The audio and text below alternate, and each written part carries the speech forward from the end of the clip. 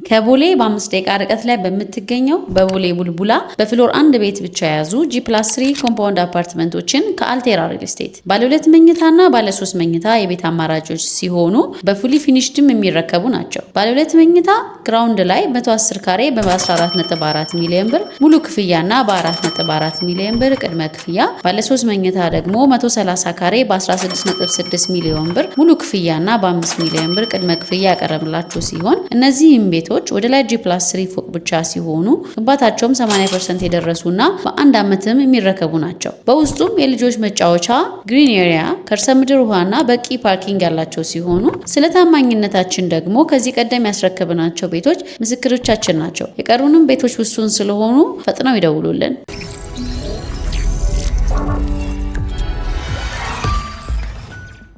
ይህ ከዓለምነህ እንስማ ፕሮግራማችን ነው። ከዓለምነህ እንስማ የዶናልድ ትራምፕ አወዛጋቢው እቅድና አዲዮስ የሚለው እንግዳ መልእክታቸው። ዓለም አዲዮስ የሚለው ቃል ራሱ ደስ ይላል። ምን ለማለት ታስቦ ነው? በጣም አነጋጋሪ እንደው ክሪፕቲክ የምትለው ሚስጥራዊ የሆነ ነገር ነው። ዶናልድ ትራምፕ ይሄን መልእክት ያወጡት እሁድ ዕለት ነው እና እሁድ ዕለት ማህበራዊ ገጻቸው ላይ የአንድ የአሜሪካ ሰው አልባ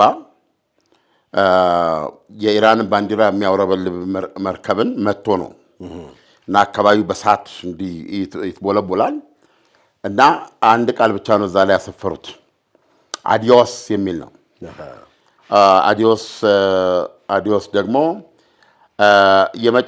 አዲዮስን ተርጉሞ ብትለኝ እግዚአብሔር ይሁንህ እንደማለት ነው። በቃ ባይ ባይ ቻው እንደማለት ነው። ኢስኖ ቻው ተመልሶ መገናኘት ያለው አይነት አይደለም። ገባ?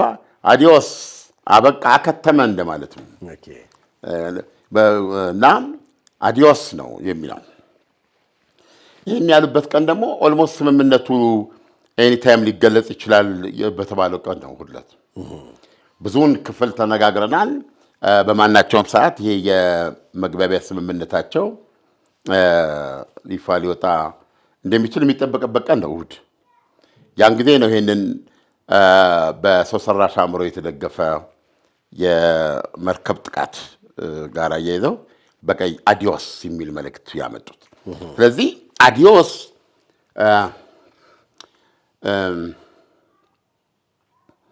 ለምሳሌ አዲዮስን እንዴት ማስረዳት ይቻላል መሰለህ? አዲዮስ እንዲህ ስታየው ባይ ባይ ጉድባይ እንደማለት ነው። ቻው ቻው ነው። ነገር ግን እንዴት ነው?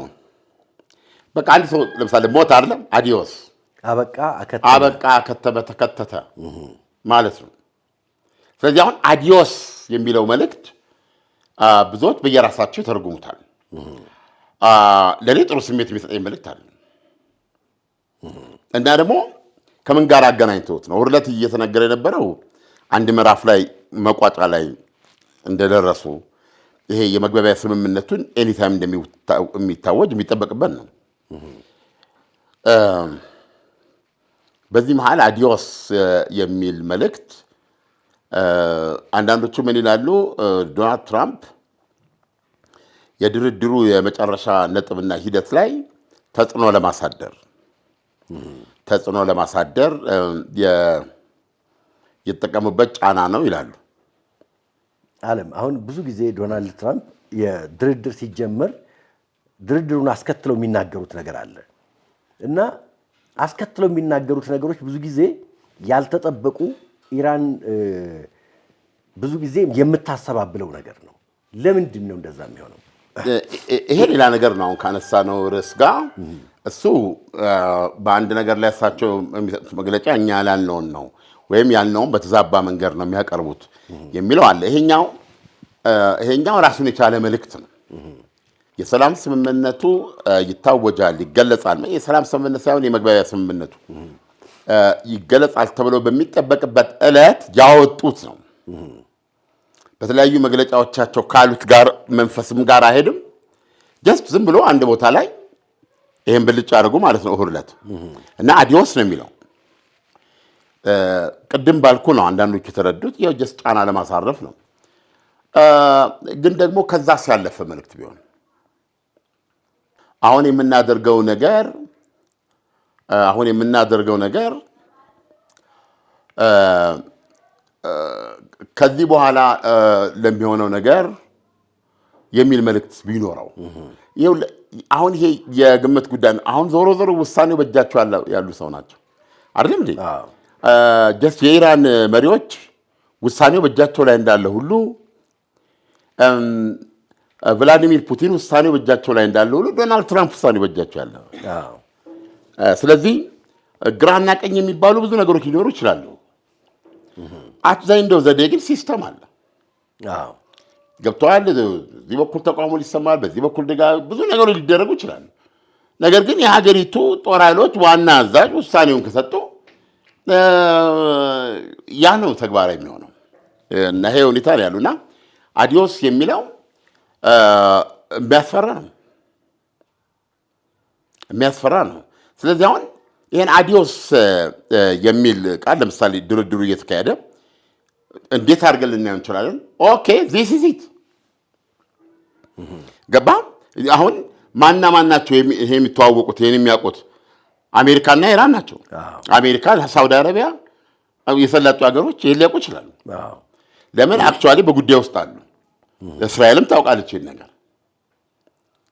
ይሄ ነገር እየተካሄደ እያለ ዶናልድ ትራምፕ አዲዮስ ሲሉ ይሄ ነገር ማስወጣን መንገድ ከሆነ ይሄ ፊኒሽድ እስከዚህ ድረስ መጥቻለሁ፣ ከዚህ በኋላ የሚሆነው ነው የሚሆነው የሚል አንድምታም አለው። ምናልባት አስፈሪ ማስጠንቀቂያም ሊሆን ይችላል። ማስጠንቀቂያ እንድትሆን እንዴት ይወስዱታል ሀገሮች ሌላ ነገር ነው።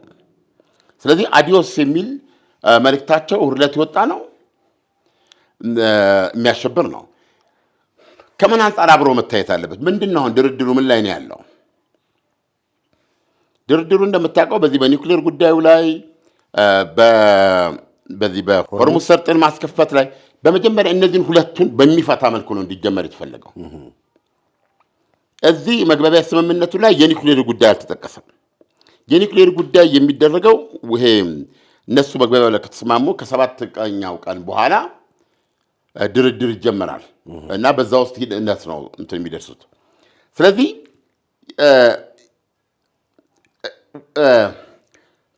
የድርድር ሂደት ነው። በዛ በ60 ቀን ውስጥ የዛ የድርድር ሂደት እልባት ይሄ መሆን አለበት የሚል ተብሎ የተቀመጠ ነው። አየህ የኒውክሌር ፕሮግራሙ ጉዳይ ማለት ነው። አሁን ኢራን ያበለጸገችው የአቶሚክ ቦምብ ሊወጣው ይችላል 1011 የሚባለው እሱን በተመለከተ እሱም በሂደት ውስጥ የሚታይ ነው። ከዚህ 60 ቀን በፊት ግን ኢራን አውቶማቲካሊ የጠየቀችው ነገር አለ። ለምሳሌ ሆርሙዝ ሰርጥን ከፍታለሁ ብላለች። በኮቴሽን እንደገና ይከፈታል የሚለው በኮቴሽን እንደማ በኢራን ቁጥጥር ስር ይዞታ ስር እንዳለ መተላለፊያ ወይስ ከጦርነቱ በፊት እንደነበረ የዓለም መተላለፊያ? ይህንን በግልጽ አያስቀምጡም። የ60 ቀኑ ድርድር ይህንን መፍታት አለበት። ኢራን አውቶማቲካሊ ከጦርነቱ መቆም ጋር እንትኑ ከበባው ይነሳልኝ ነው ይነሳላታል ይላል ለምሳሌ የመግባቢያ ስምምነቱ። ስለዚህ ይሄ ቆመላት ማለት በየቀኑ በ100 ሚሊዮን ዶላሮች የሚቆጠር ገንዘብ ማግኘት ትቀጥላለች ማለት ነው።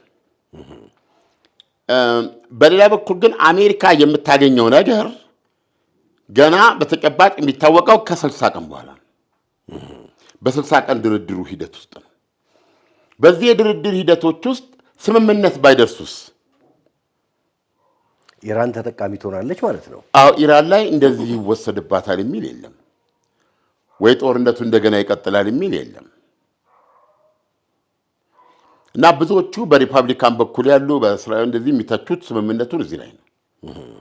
ይሄ በጣም የመጨረሻ አስከፊ እና አሳፋሪ ስምምነት ሆኖ ኢራንን የአካባቢው ጉምቱ ኃይል አድርጎ ሊያወጣ የሚችል እርምጃ መውሰድ የለብንም በሚል ይነቀፋሉ ፕሬዚደንቱ። ግን ዓለም እፎይታ አሁን ለምሳሌ በሆርሙዝ በኩል ሊያልፉ የሚገባቸው በጣም በርካታ መርከቦች ቆመው ቀርተዋል። ይሄ የአንድ ወር ጊዜ እነዛ መርከቦቹ እንዲተላለፉ የእፎይታ ጊዜ ሳይሰጥም ወይ? በእርግጥ ኢራንን በሌላ አቅጣጫ ደግሞ ስትወስደው መሸጥ መለወጥ የምትችልበት ነፃ የሆነ የአንድ ወር ጊዜ እንደምታገኘው ሁሉ ዓለምም ደግሞ የቆመ መርከቡን የሚያንቀሳቀስበትን አዲስ እድል አይፈጥርም ወይ? የእፎይታ ጊዜ የሚለው ማለት እነዛ መርከቦች ቢንቀሳቀሱ አሁን ትልቁ ጥያቄ ያለው እነዚህ መርከቦች ዞሮ ዞሮ ይንቀሳቀሳሉ። እነሱ ብቻ ሳይሆኑ በሂደት ወደ ኢራንም የምትለው ከዚህ በፊት የነበረው ፍሰት በቀን እስከ 120 ገደማ መርከቦች የሚተላለፉበት አደርጋለሁ ነው። ይሄ እስከ 60 ቀን ባለው ምንም ላይሆን ይችላል። እስከ 60 ቀን ባለው በ60 ቀናት ውስጥ እየተደራደሩ ነው እና ፋይናል ስምምነት የሚደርሱት ከ60 ቀን በኋላ እዛ ፋይናል ስምምነት ላይ ምንድን ነው ስምምነቱ? እዛ ፋይናል ስምምነት ለምሳሌ አሁን እንትኑ ይከፈታል፣ ሆርሙዝ ሰርጥ ተከፍቶ እነዛ መርከቦችም ያልፋሉ። እነዛ መርከቦች ግን የሚያልፉት በኢራን ፕሮሲጀር አውጥታለች። እንዳለ ባለው የውሃ ክፍል ላይ አይደለም፣ የራሷ ጣብቃ አለ። በዚህ ጠብቃ ነው የምታልፈው የሚል ነገር አለ። እንደሰማው ለምሳሌ ዛሬ አሜሪካ ፈንጂ ሲጠምዱ የነበሩ ጀልባዎችን መታዋለች አይደለም። ስለዚህ ኢራን አሁንም ፈንጂ እየጠመደች ነው ማለት ነው። እነዚህ ፈንጂ የሚጠመድባቸው ቦታዎችን የምታውቀው ኢራን ናት። ከኢራን ጋር ኮሚኒኬት አድርገህ ካላለ በፈንጂ ትፈነዳለህ። ስለዚህ በግልጽ የሚያሳየው በኢራን ባለስልጣን አቋቁማለች እና ያንን የሚቆጣጠረውና የሚያስፈጽመው ይሄ አብዮታዊ ዘቧ ነው። ስለዚህ ፎርሞች አሉ፣ ፕሮሲጀሮች አሉ። እሱን ጠብቃ ባለችው ቦታ ነው የምታልፈው ማለት ነው። አለበለዚያ ይህ ሁሉ ሪስክ አለው። ስለዚህ አሁን በሚቀጥሉ 60 ቀናት ውስጥ የመርከቦች ትልልፍ ቢካሄድ እንኳ ዚት ገብቷል። የተጠመደው ተጠምዶ ነው። በቃ ይሄን ሪሊንኩሽ አታደርግም። ማን ነው ኢራን ይሄንን መግለጫዎች እኮ እየወጡ ነው። ዛሬ ወደዚህ ውይይት ልመጣ ስል የኢራኑ መንፈሳዊ መሪ ሞጅታባ ካሜኒ አሁን ከመግባታችን በፊት ድርድሩ እየተካሄደ ነው አይደል? እንግዲህ አሁን የሁለቱ ወገኖች ድርድር እየተካሄደ ነው። ይህን ጦርነት የሚያስቆምና ትዝ ይልሃል የሳውዲ አረቢያው ቴሌቪዥን አረቢያ ነው አሁን በጣም እየታወቀ የመጣ ጣቢያ ነው እና ባለ 9 ነጥቦችን የመግባቢያ ሀሳቦችን አቅርቧቸው ነበር እና ሁለቱ ሀገሮች ዋና ከተሞች ላይ ከሰዓታት በኋላ ሊታወጅ ይችላል ነበር ያሉ። ያ እንግዲህ የዛሬ ሳምንት ገደማ ነው፣ 5 ቀን ከዛ በኋላ እስከ አሁን እናንተ የምናወራው ማክሰኞ እና የኢራን መንፈሳዊ መሪ ሞጅታባ ካሜኒ የሐጂንና የኢድ አልአድሃ መልእክት ያስተላለፉት በጽሁፍ እሱም ባስተላለፉበት ምን አሉ? ኢዝራኤል መስት ሰርቴንሊ ቢ አፕሩትድ ኤንድ ኢት ዊል ቢ እስራኤል ከስር መሰረቷ መነቀል አለባት፣ ትነቀላለችም። ትነቀላለችም እና እስራኤልን ሲገልጹ ምን አሉ? እጅግ አደገኛ የማትድን የክልሉ ነቀርሳ ናት። የሚገርም ነው። ከዚህ ሁሉ ጦርነት በኋላ ጦርነቱ አለማው ኳታር ውስጥ የመጨረሻው ስምምነት ለማድረግ ይስማሙ ነው ይላል። ይህንን መጨረሻ ላይ ይህንን ነገር እዚህም እዛም አድርገው እንዲወጣና ጦርነቱ እንዲቆምና የ60 ቀን ድርድር ተካሂዶ መፍትሄ እንዲመጣ ነው እና በመልእክታቸው ሲቀጥሉ ምን ይላል? The hands of the clock do not turn back. And the nations and lands of the region will no longer be shields for American bases. ማንም የሰዓትን ቆጣሪ እጀታ ወደ ኋላ መመለስ አይችልም እና የሰለጡ አካባቢ ሀገሮች የአሜሪካ ጋሻ አይሆኑም። አሁን የአሜሪካ ጦር ሰፈር አይቀጥልም ብሎ እና በኢራን ደግሞ ከፕሬዚደንቱ በምርጫ የሚመረጥ ነው። በማናቸውም ጉዳይ ላይ የመጨረሻው ፋይናል ድምፅ የመንፈሳዊ መሪ ነው፣ የአያቶላው ነው። ይህን የሚናገሩት የኢራን ሶስተኛው አያቶላ ሞጅታባ ኻሚኒ የ56 ዓመት ሰው ናቸው። ይህም ብለዋል። ይህንን ያሉት እሳቸው ናቸው። ይሄ ሬሌቫንት ነው፣ ምንም ሊያመጣ አይችልም የምትለው አይደሉም። ገብቷል። ፕሬዚደንቱ ቢል መንፈሳዊ መሪ ደግሞ ሌላ ቢሉ የመንፈሳዊ መሪውን ነው መጥቶ ፕሬዚደንቱ ተሽሯል ትላል። መንፈሳዊ መሪ ያሉትን ግን ማንም መሻላቸው የሚገርም ነው። ምን አሉ በተጨማሪ ካሚኒ ክሌምድ ይላል። ይሄ ከአልጀዚራ ነው የማነበው። ኢራን had rendered the Zionist regime helpless under its devastating blows እና as the second imposed were calling it a harsh slap to the United States። አሁን በተካሄደው ጦርነት ማነች ኢራን በሚሳኤሎቿ ወገራ ያችን ጽዮናዊት አገዛዝ ባሳረፈችበት ከባድ ምቶች ምንም ማድረግ የማይችል አስኮናኝ አድርጓለች። በቃ ገብቷል አድርጓለች። አሜሪካንንም በጥፊ አጭላታለች። አሁን የሬቶሪክ አይደለም። በዚህ ሰዓት ላይ ከዶናልድ ትራምፕ ያሉበት ቦታ ላይ እግዚአብሔር አያቁመኝ ነው የምነግርህ። የሪፐብሊካን ነው ነገሮቻቸው ከነ ኦባማና ከነ ባይደን ያላደረጉት ነገር እኮ ነው።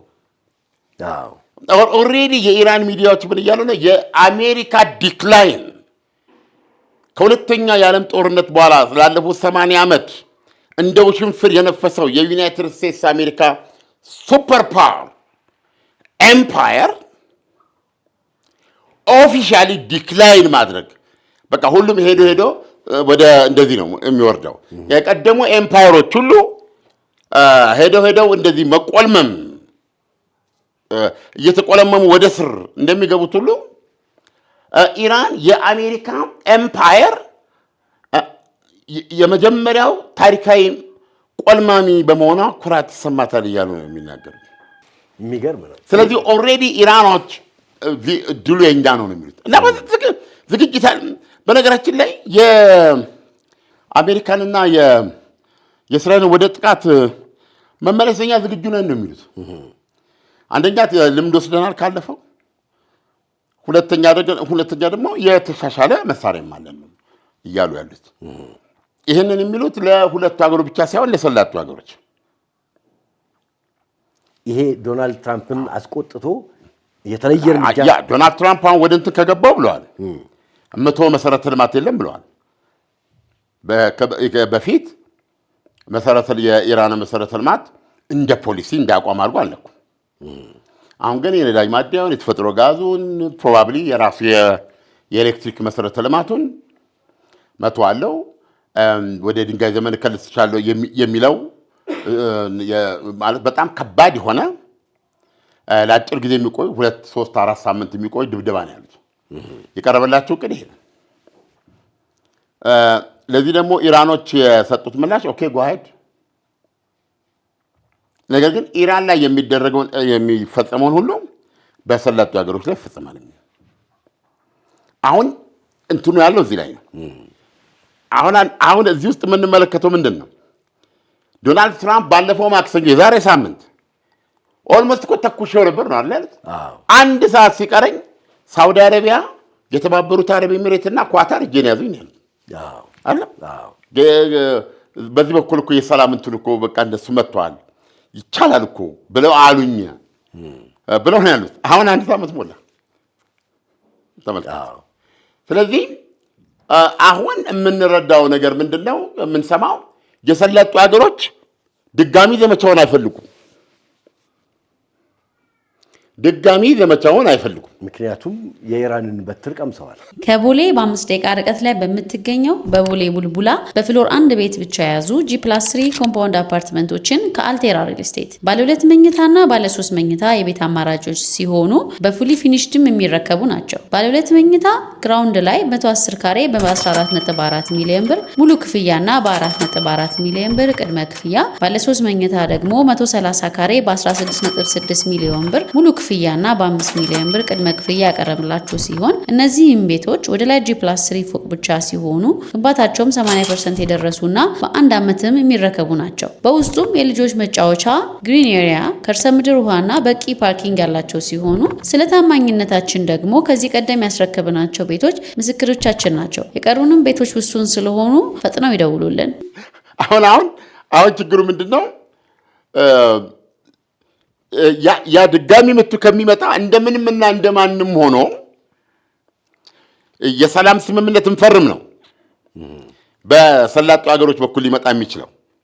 ዞኔ ሀገር ተለይታ የሆርሙዝ ሰርጥ የዓለም መተላለፊያ ወደሆነበት መመለስ አለበት የሚል አቋም ያዘችው የተባበሩት አረብ ኤሚሬት ብቻ ነች። እነሱም ለይተው በጠላትነት ነው አሁን እየቆጠሩት ያሉት እነሱ። ስለዚህ ይሄ ሁኔታ ባለበት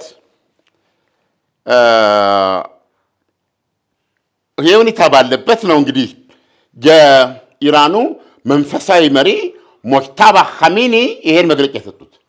ይሄ ብቻ አይደለም። ዶናልድ ትራምፕ ግዴታ አድርገዋል ከዚህ የሰላም ስምምነት። ምን አይነት ግዴታ? ይሄ የሰላም ስምምነት ከኢራን ጋር የምንደርሰውን የሰላም ስምምነት ጋር አብሮ እኩል መፈጸም ያለበት ነገር አለ።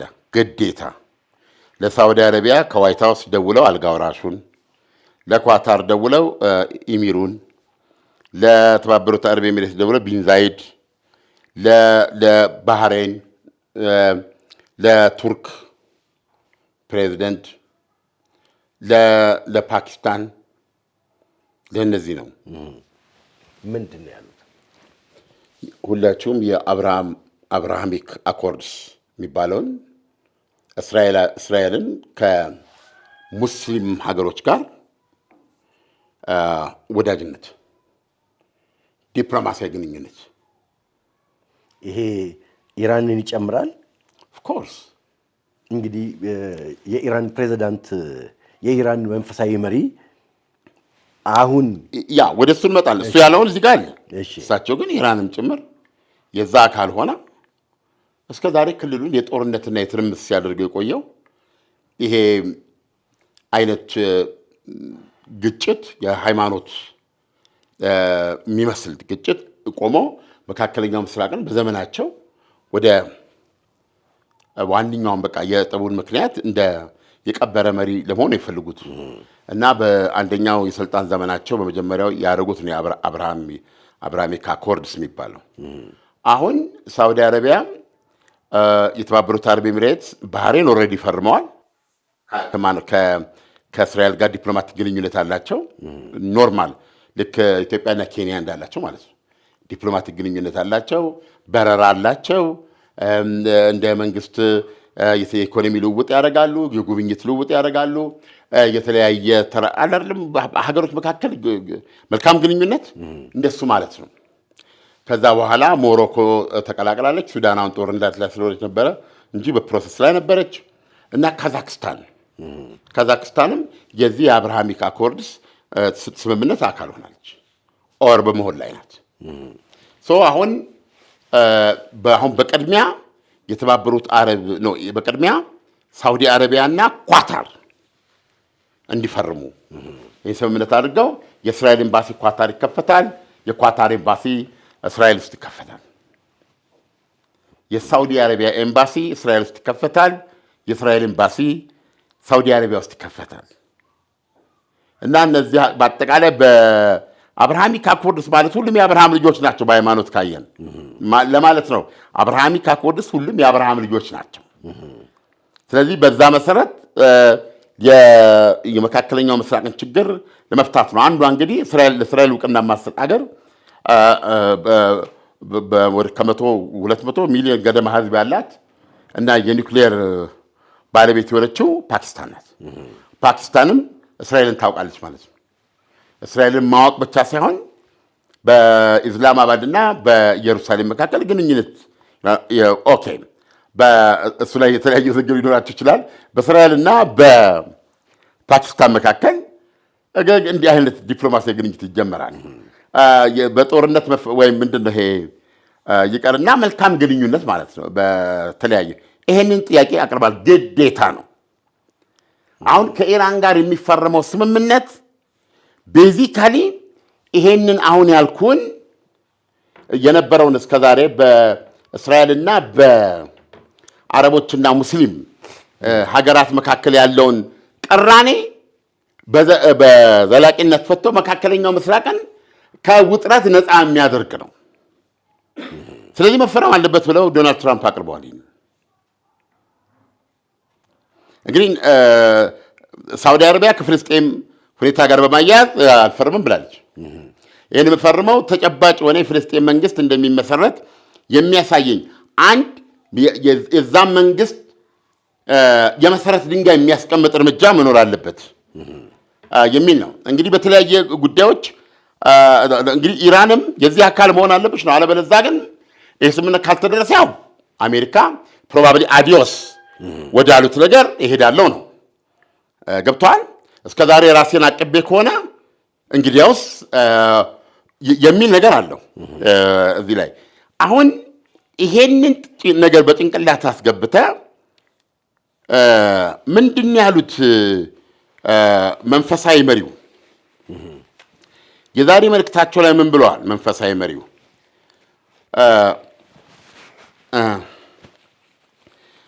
this year's Hajj season gave the call to disavow the U.S. and Israel heightened importance days to America and days to Israel would become the prevalent slogan of the Islamic Ummah ይላል። ጭራሽ በፊት ከነበረው በላይ ማስገምገም የሚጀምርበት ነው። ሞት ለአሜሪካ፣ ሞት ለእስራኤል አለ። ከዛ ብላሉ the future belongs to the Islamic Ummah and the new Islamic civilization። ከፊት ለፊታችን ያለው መጪው ጊዜ ስኖት ለአሜሪካ ምናምን አይደለም። ገብቷል። ለእስላማዊ ስልጣኔ ነው የአዲሱ መጪ ጊዜ አሉ። አሁን ኢራን ይሄን እንደ ፖሊሲ ስታራምድ ቆይታለች ከእስራኤል ጋር። ስለዚህ አሁን ይሄ ስንት የተዋጉ እዚህ ምዕራፍ ላይ ደረሱ እና ይሄንን ጦርነት የሚያስቆም የሰላም ስምምነት በመደራደር ላይ ናቸው እና ይሄንን የሰላም ስምምነታቸውን ማዕቀፍ የያዘ የምድር ይባለው የመግባቢያ ስምምነት ባለፈው እሁድ ነበረ መውጣት የነበረበት። አሁን ዛሬ ማክሰኞ ነው። ይሄ ፍጻሜ ባላገኘበት ሁኔታ ዶናልድ ትራምፕም የእስላማዊ ሀገሮች ከአይሁዳዊቱ ሀገር ጋር ግንኙነት ያላቸውን የተለያየ ቅራኔ በመፍታት ዲፕሎማሲያዊ ግንኙነት ይፈርሙ የሚል አስገዳጅ ነገር አያይዘው አቅርበውታል። በኢራን እና አሜሪካ መካከል የሚፈረመው የሰላም ስምምነት በአጠቃላይ በእስራኤልና በመካከለኛው ምስራቅ ሀገራትና በሙስሊም ሀገራትና በአሜሪካ መካከል የሚደረግ አጠቃላይ የሰላም ስምምነት አድርገው አቅርበውታል ዶናልድ ትራምፕ። አሁን ደግሞ እዚህ እንደሰማው የኢራን ሶስተኛው መንፈሳዊ መሪ ሞጅታባ ካሚኒ ባወጡ መግለጫ የአሜሪካና የእስራኤል ዘመን አክትሟል። እስራኤል ከነስራ መምጠርና መጥፋት አለባት። አሜሪካም ከክልሉ መሰናበት አለባት። ከዚህ በኋላ ጊዜው የእስላማዊ ስልጣኔ ነው፣ እነሱን ገሸሽ አድርገን ነው የምንሄደው የሚል መግለጫ ነው የሰጡት እና በግልጽ በሚታይ ሁኔታ ሁለቱም ለዚህ ፍጥጥም የሚለው ለሃይማኖት ብቻ ነው ብሎኛል አንዱ።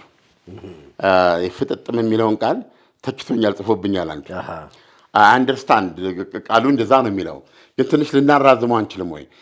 ፍጥጥም ማለት ባለትዳሮች ናቸው። ተጋቡ፣ ተፈራረሙ የሚለውን ቃል ተፈጣጠሙ ነው። የፍጥጥም ፈጸሙ ነው ይባላል። አንዳንድ ጊዜ ግድ መጠቀም አለብኝ። በዚህም በኩል አስፍተን ማየት አለብን። ወይል ቋንቋው ሊከለክል ይችላል። ነገር ግን እኔ የምፈልገውን ይገልጽልኛል። ፍጥጥም ሲባል ነገሮች እየተንከባለሉ እየተቻቻሉ ይመጡና ፋይናሊ ከዛ በላይ ልታስታምማቸው የማትችልበት ሁኔታ ይኖራል እና ሁለቱም የማይቀረው ነገር ይዘጋጃሉ ማለት ነው። እንደዚህ አይነት ሁኔታን ነው ፍጥጥም ለማለት የምፈልገው። እንዲያውም በተዛምዱ ልጠይቅህ የነበረው ይህንን ነው። አሁን እንግዲህ ዓለም ለምሳሌ በአሜሪካ እስራኤልና ኢራን መካከል የነበረው ጦርነት ለግምት እስኪያስቸግር ድረስ በግራና በቀኝ ፍልሚያው ከፍተኛ ነው። እንደገና ደግሞ የሚነሱት የቃላት ጦርነቶች በራሳቸው እንዲህ ናቸው ሊባል በሚከብድ መልኩ አወዛጋቢዎች ናቸው። ዓለም እንግዲህ አንተ የረጅም ጊዜ በሚታየው ጋዜጠኝነት ሙያ ውስጥ ቆይተሃልና አሁን ሁለቱ ወገኖች ፍጥጥም ላይ ደረሱ ስንል የማይቀረው እርቅ ሂደት፣ ምክንያቱም አሜሪካ ወደ ጦርነት ውስጥ ከገባች ሊፈጠር የሚችለው ነገር ይተነበያል። ኢራንም የመልስ ምቷ ይተነበያል። ግን እስቲ ቆይ የእነዚህ ሰዎች ዕጣ ፈንታ አካሄዱን እንዴት ታየዋለህ? እንዴት አሁን የኔ ማየት የኔ ፐርሰፕሽን ኢዝ ኖት ኢምፖርታንት ያለው የምናየው ምንድን ነው? አሁን ያነበብነውን ይሄንን ያሉት የኢራን መንፈሳዊ መሪ ናቸው። የመጨረሻው ሰው ህግ ነው ይሄ።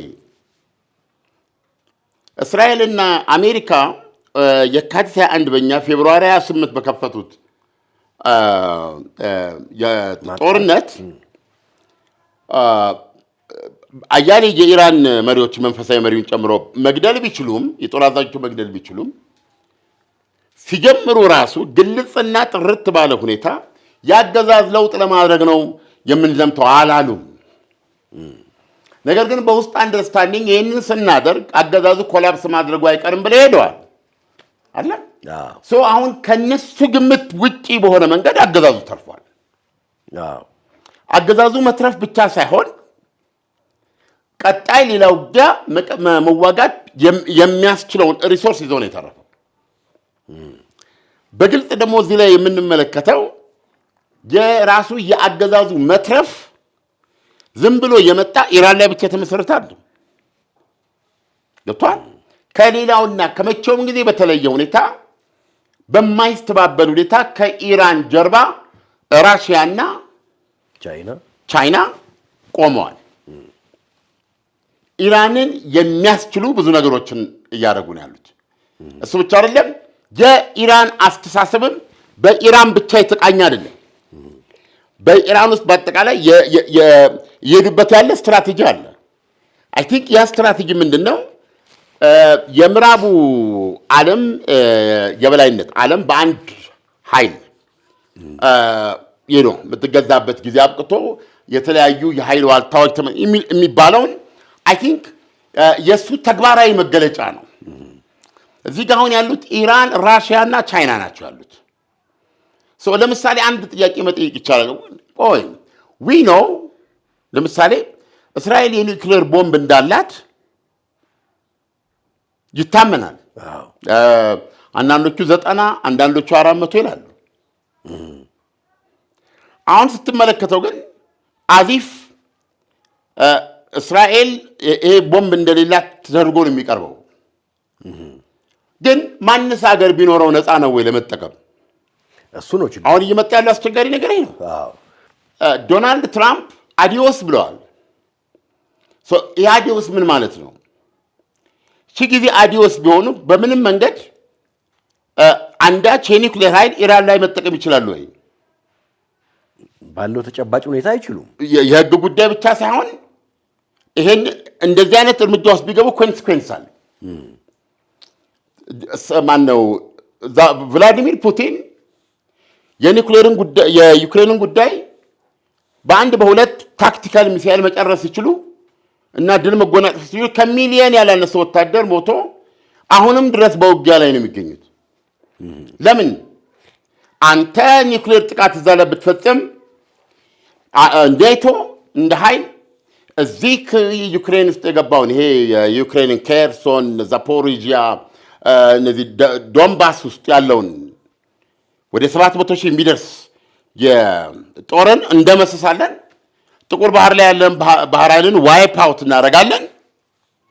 ከዛ በኋላ በአንድ ታክቲካል ብትተኩስ ማለት ነው። ከዛ በኋላ ኒውክሌር እናስታጥቃለን። ኢራን ማነው ዩክሬንን ዊ ዊል ጊቭ እንሰጣለን። ከዛ ይሄ ባሰ ብለህ የምትል ከሆነ ደግሞ ዊ ጎ ምንድነው አርማጌዶን የሚል የዶናልድ ማነው የጆ ባይደን የዶናልድ ትራምፕ ከዚህ ተለየ አይደል የሚሆነው። ዶናልድ ትራምፕ ኢራን ላይ ኒውክሌር መጠቀም አይችሉም። ዶናልድ ትራምፕ ኢራን ላይ ዩክሬን የሚጠቀሙ ከሆነ እነዚህ በአሜሪካ እንደምትሰልላቸው እነሱም አሜሪካን ይሰልላሉ። ኤኒ የኒውክሌር አክቲቪቲን ራሽያ ታውቃለች አውቶማቲካሊ። የዝም ብሎ አይደለም የሚፈጸመው፣ ወታደራዊ እንትኖች አሉት። ስለዚህ ኤኒ እንደዚህ ያደርጋለሁ ብለህ ብታስብ አውቶማቲካሊ ዩክሬን ትመታ ማለት ነው። ወይም አሁን በምናየው ሁኔታ ራሽያ እና አውሮፓ ወደ ኒውክሌር ጦርነት ሊገቡ ይችላሉ ማለት ነው። ቻይና በዛ በኩል ታይዋን ላይ ቀጥታ ትሄዳለች ማለት ነው። ኒውክሌር ሳያስፈልጋት ካስፈልጋት እስከ ኒውክሌር ድረስ ቤዚካሊ እንትን ነው የሚመጣው። ስለዚህ አሁን እስራኤል ኢራን በእስራኤል ኒውክሌር ቦምብ እንደማትመታ ልታስብ ትችላለች። ለምን ይሄ ቢሆን አባወል ገብቷል። ይሁን እንጂ ዞሮ ውሳኔ ግን በየመሪዎቹ እጅ ያለ ነው። በጣም ከባድ ጊዜ ውስጥ ነው ያለ ነው። ስለዚህ አሁን ኢራኖች ሲናገሩ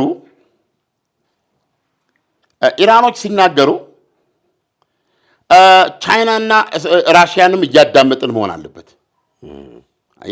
ስለዚህ አሁን ምንድነው ኢራኖች እያሉ ያሉት ምንድነው?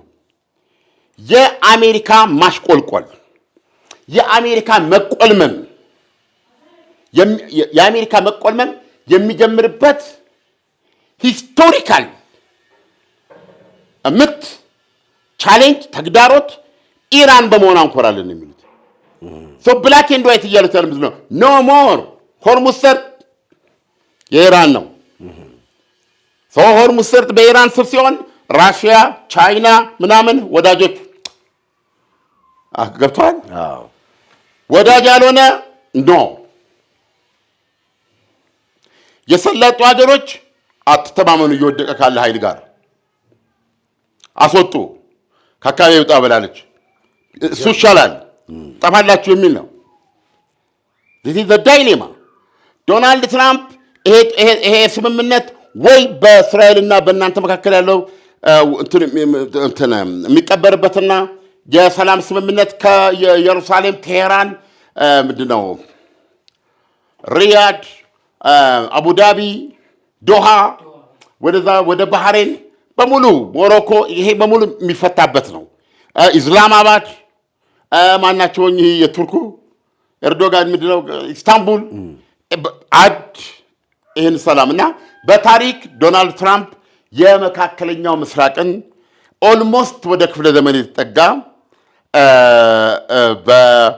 በሃይማኖት ላይ የተመሰረተ ኢዲዮሎጊያዊ ፍልሚያ በመቋጨት ለመጀመሪያ ጊዜ በታሪክ መካከለኛው ምስራቅ ውስጥ ሰላም ያሰፈነ የግጭት ምክንያቶችን የቀበረ መሆን ነው የሚፈልጉት። በዚህ ተነሳ ነው በግዴታ እያሉ ለእነዚህ ሀገሮች ያደረጉት ተቀበሉ ወይም የራሳችሁ ጉዳይ የሚል ነው። and that's adios ይሄን ያልተቀበላችሁ እንደሆነ ያልተፈረመ እንደሆነ ምን ማለት ሊሆን ይችላል። ለምሳሌ ያልተፈረመ እንደሆነ አሜሪካ ኃይሏን መጠቀም አለባት፣ ኢራንን መምታት አይቀርም፣ ኢራን ለምታደርሰውም I don't care። ወይም ደግሞ ወይ ከዲጋ አሁን የፋርስ የሰላጡ ሀገሮችን ያሉበት ሁኔታ አጣብቂኝ ነው እና እንደሰማኸው ማለች እስራኤል ትመነጠራለች፣ መመንጠሯ አይቀርም፣ ትጠፋለች።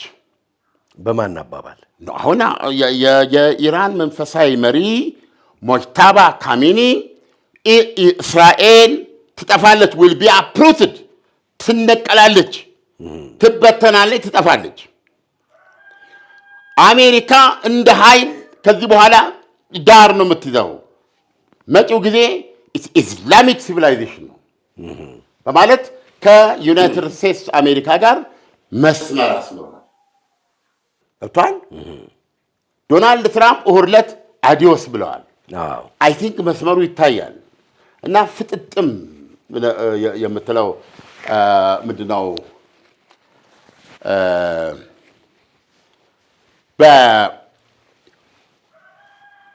አሁን ክላሽ ኦፍ ሲቪላይዜሽን የምትለው ነው እና የማትታገሰው የማትቻቻለው በዚህ መንገድ መቀጠል የማትችልበት ፖይንት ላይ ስትደርስ ሾውዳውን ይኖራል። ወይ አንተ ወይ እሱ ማለት ነው።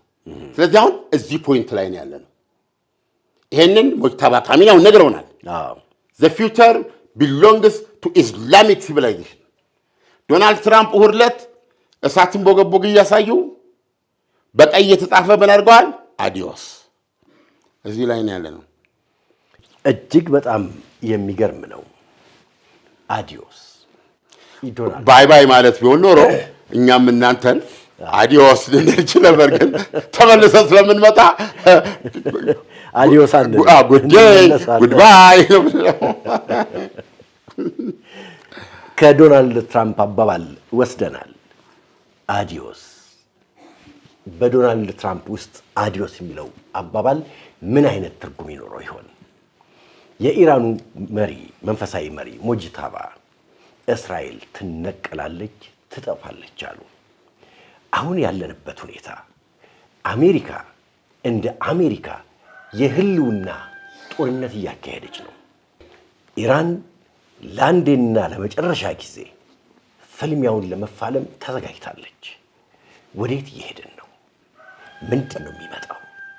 አይታወቅም። ውድ አድማጭ ተመልካቾቻችን ፕሮግራሙን የእያንዳንዷን ደቂቃና ሰከንድ እየጠበቅን ሪፖርታችንን ይዘን ወደ እናንተ ጋር እንመጣለን።